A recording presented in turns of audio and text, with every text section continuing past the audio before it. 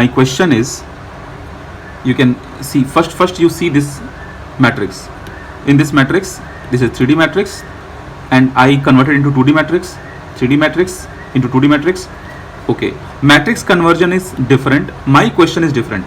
My question is, applying loading sigma x and sigma y, will I achieve sigma z? Will I achieve sigma z? So I will explain this mathematically also and physically also. How?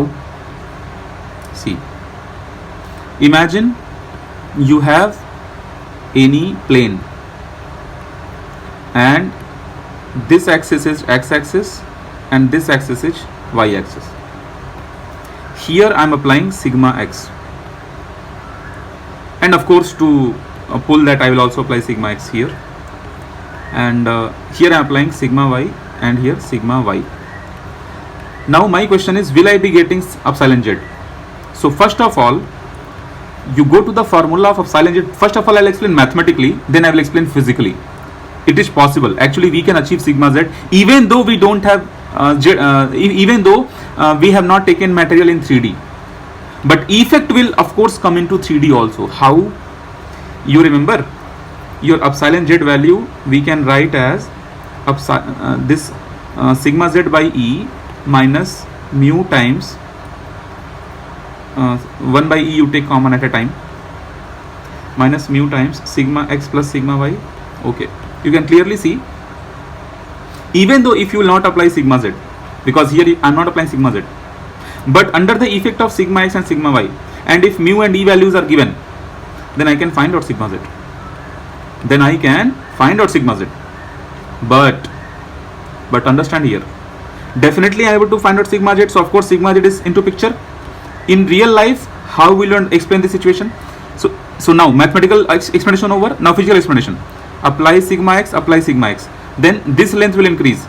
So according to this length will increase, this thickness will also decrease, correct? Thickness will decrease. Whatever thickness is there, that will decrease. Even though you have not applied sigma z, but epsilon z is coming. In same way, when you apply sigma y, length will increase in this direction. Again in this direction, in z direction, your length will decrease. So again sigma z will come, epsilon z will come. So make sure what is the question. In 2D, understand, in 2D 2D means I am considering xy axis. Sigma x is there or not? Yes, there. Sigma y is there or not? Yes, there. Sigma z is there or not?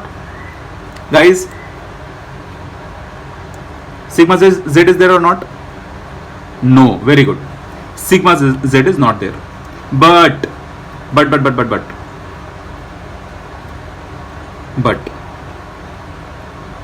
epsilon z is there or not? Yes. Epsilon y is there or not? Yes. And epsilon z is there or not? Yes. So you can see epsilon, no, it is there. Epsilon z is there. That's what I explained here. Epsilon z is there. This is what we have explained here. With the help of epsilon x and epsilon y, we can find out epsilon z. Right? So by applying sigma x and sigma y loading, you can not only sigma x, sigma y both. You can just apply sigma x, then also you will be getting sigma z. This is what we understood in the very beginning class. If you have a member, everyone, man, more than 12 students are not there today. What are they doing? Just because I am giving video lectures and they are missing the classes. Live classes are having different fun, man. See, I am not able to ask a lot of cross questions to many students. They are not there. Okay. So if you will apply sigma x, this sigma x will give you epsilon x also, epsilon y also, epsilon z also. Epsilon x, how will you find out? Sigma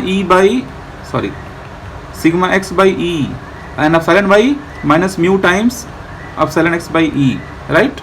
And sigma z, epsilon z again minus mu times epsilon x by E. So only this, see, in the beginning classes already we have covered this. Please revise everyone. And see, half people are missing the class. Okay,